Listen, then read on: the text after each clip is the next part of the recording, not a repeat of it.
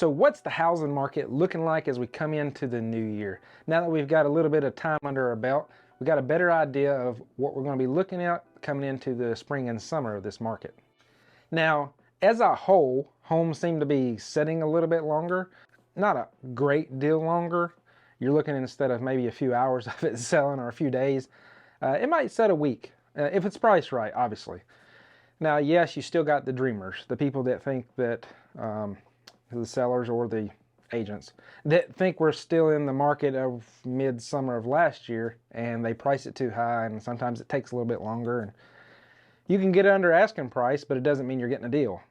Now, the weird thing that I'm finding, and unfortunately this seems to be the clients I have right now, is the condo and townhome market is still very hot. Just a few days and these homes have multiple offers or be under contract. I got a lady that's looking now. She's probably on her third offer. Even though she's going a little bit over asking price, it's still not enough to quite close the deal. It's odd looking at the data. We're seeing the trend of homes sitting longer on the market, but then condos and townhomes are going the exact opposite direction. I think it's more of the affordability factor and the fact that you don't have the maintenance that you do with if you own a house that you would in a townhome or a condo. It's a lot better now for buyers than it was midsummer. And I'm not just saying that. Now that home prices have settled back down a little bit, things are starting to make a little bit more sense to actually make a move for my family. Now, do as I say and not as I do. We were looking for an investment property at the time, and I didn't take my own advice. I went and found a property I really liked, then went through the process of trying to get pre-approved, and of course, by the time I got pre-approved, you probably guessed, it was under contract. So I didn't take my own advice of going and getting pre-approved first, see what we qualify for, and that way, when I find something, I'll be ready to roll on it. And instead, I went the opposite direction, the way every other buyer does, and couldn't make an offer on the property I really liked. But at least now that we're pre-approved, when something does pop up, we'll be ready to go again. Now, speaking of getting pre-approved and ready to go, it seems for right now that interest rates have kind of leveled a little bit, or at least dipped a little bit. I had a girl that was pre-approved for in the 6s, and now rates have dipped a little bit, and her lender told her the other day she could probably get her in the higher 5s. I know higher 5s still kind of sucks when you look at 3s from the past, but I mean, so does gas prices. So I mean, what are you gonna do? You can always refi down the road. I mean, if you go into a house comfortable with the payments at 5, 6, or even 7%, you're fixing it up generally while you're there. It's going to be appreciating over time. You can refi down the road. You're still going to win, especially right now when some other people have kind of backed out because of interest rates or the time of year. So you're not going to have the competition that you did or do in like midsummer. Now, some people like to go off the doom and gloom that you hear on the news, and I'm just going to wait for that crash. I'm going to wait for it to crash, and then I'm going to buy me a house at, I don't know, 100 grand under what it should be, and great interest rates, and blah, blah, blah, blah, blah.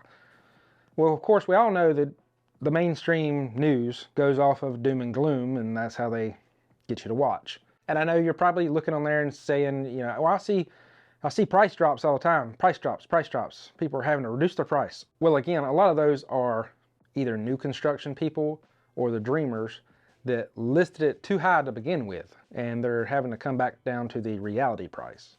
So it's not necessarily that their house ain't selling because there ain't no buyers. It's they're not selling because they're dreaming of that big price that isn't there anymore. Now, if you're looking at new construction, I'm even seeing builders offering big incentives for down payment assistance and things like that. Just had one close up in Louisville that was offering like up to $15,000 helping in your closing costs. Now, you had to use their specific lender a lot of times, and they're going to make that up on the back end for interest and whatnot. But I mean, it helps with down payment assistance of 15 grand. There's some other programs out there that you can help with getting a more manageable payment coming up. A lot of times you get some assistance from the sellers, but I'll let one of my lenders talk about that right now. Hey, Gina Miller here with Tri Mortgage, and let's talk about what is a 2-1 buy down. Is where the seller or builder buys down the buyer's interest rate for the first 2 years of the loan. Now, this is not an adjustable interest rate loan. The rate is only temporarily bought down. For example, if you locked in a rate of 6.5%, Your first year payments would be based on a 4.5% rate, and in the second year, your payments will be based on a 5.5% rate. Now, year 3 and the remainder of the loan will go back to your originally locked rate at 6.5%. The seller or the builder covers the difference between your payment would typically be and the adjusted bought down rate. So this fee is paid at closing and it goes into an escrow. Each month, the difference is paid towards your mortgage. A temporary buy down is a great tool to help buyers reduce their mortgage payments in the first 2 years in a higher rate environment, while hopefully the rates will come back down and they can permanently reduce their interest rate. If you have any questions, feel free to reach out.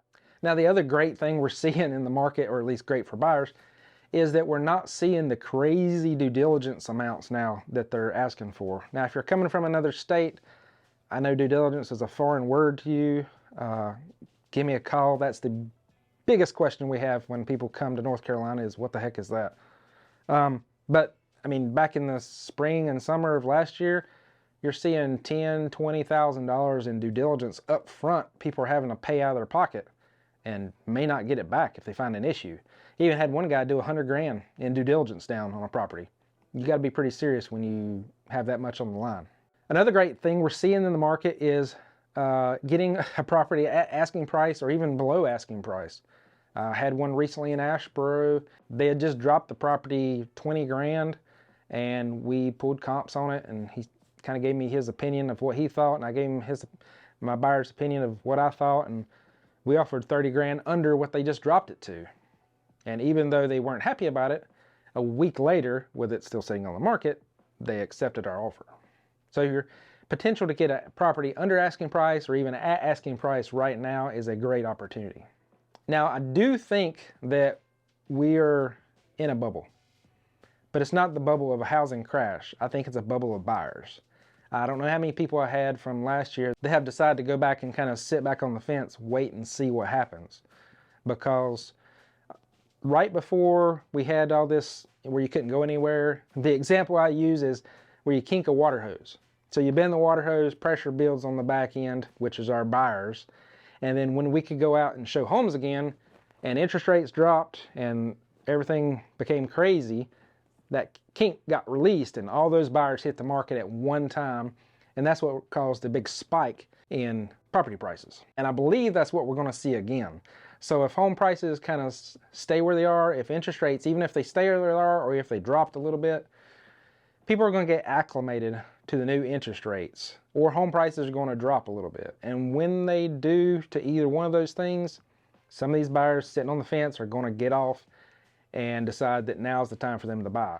So if you buy before that happens, that's a great opportunity to get in there before the demand skyrockets again. Now, if you're a first-time home buyer or even moving to another state, just kind of planning, maybe you're 6 months out, maybe you're a year out, don't worry about having all your ducks in a row before you contact anybody. That's kind of our job. It's kind of like cat herders. We're here to see where you're at, what you need to do to get you where you need to be. So when you reach out to us, we'll kind of set you up and kind of give you a game plan. It's a great opportunity to get a plan in action so that you can actually take action when the time comes. Now, I hope that was helpful on the outlook on this upcoming market. And if you ever need any assistance or anything I can do for you, give me a shout, and thanks for watching.